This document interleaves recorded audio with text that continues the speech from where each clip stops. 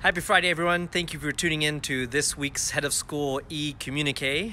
If not an opportunity to learn more about what's going on at AIS, perhaps an opportunity to see how much more out of control my hair has gotten.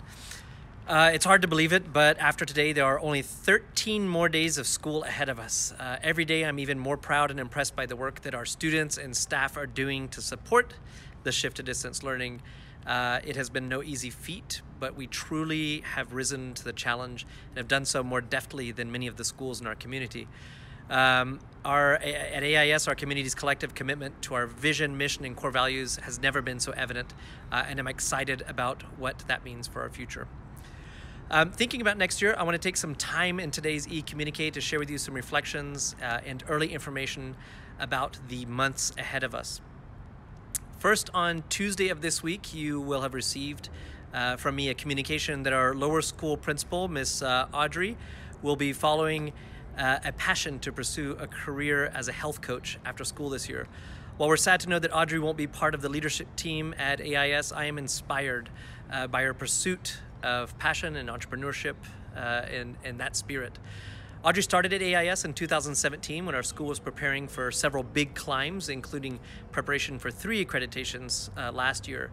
During her time at AIS, Audrey has worked tirelessly to document the intricacies of our curriculum, shore up our policies, and to prepare us to complete a full school accreditation for the Independent Schools Association of the Southwest, a re-accreditation of our French Ministry of Education program in elementary school, and the accreditation of our new French Ministry program for the middle school. The groundwork that Audrey has solidly put into place will be the foundation for the next major step for our school, which is a final accreditation step of our Cycle 4 that we plan to submit to the French Ministry of Education at the start of next school year. All of this work that we have completed over the last 3 years would simply not have been possible without her efforts. Audrey, I want to thank you for donating so much of your drive, intelligence, passion, and your love to our community. You have been a source of support for families, students, educators, and of course, the fellow members of your leadership team. We want to thank you for your support and also the kilos of chocolate you've provided with us to us over the years. So merci Audrey for your efforts in building a solid foundation as we launch into a new decade of international education. Of course, AIS community members, if you have been neglecting your health or just need some of that extra support to help you achieve those goals, you know now who to reach out to. As we look towards next year, I can anticipate the question that all of you have on your minds, and that is, what exactly will the opening of school look like after the summer break? And while we are still targeting our opening date of August 19th, there are many elements that our school's leadership team and governing body will be considering in the weeks and months ahead. When I think about our current situation, I'm reminded of a very short but 104-year-old poem by Carl Sandburg, simply entitled Fog, which I would like to share with you now. A few years after it was published, Sandburg actually made a recording which is archived by the Chicago Public Library System. And instead of providing you with my own interpretation and reading, I'll step aside to allow Sandburg to share with you the poem himself. The fog comes on little cat feet. It sits looking over city and harbor on silent haunches, and then moves on. In a way, we can consider COVID-19 to be the fog that has snuck up on our global community and is sitting on silent haunches, as Sandburg says in his poem. Our shared journey as a planet and as a school community is like a drive through dense fog. We have to slow down and keep an eye on the lines that guide us and proceed with caution. For our board and our leadership team, those guiding lines are our vision, mission, and core values. But like Sandburg says in his poem, after the fog sits looking over harbor and city, eventually it moves on.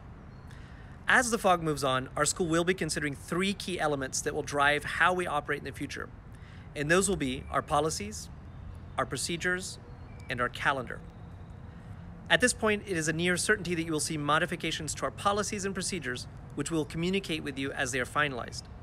Any modifications to our calendar, for example, start date, vacation dates, and so on, will come in special communications if and when they happen.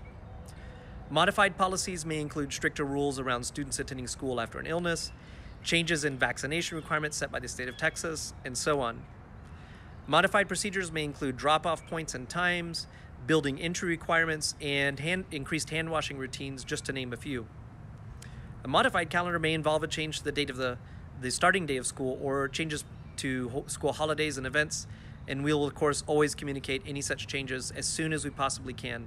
It's my promise that these will always be made with the health and safety of our entire community, students, their families, teachers, and staff in mind. One of the questions that people have at the front of their mind is whether or not schools will continue with distance learning in the fall. With the fog being thick that far out, it's difficult to say with absolute certainty whether there will be any distance learning in the future.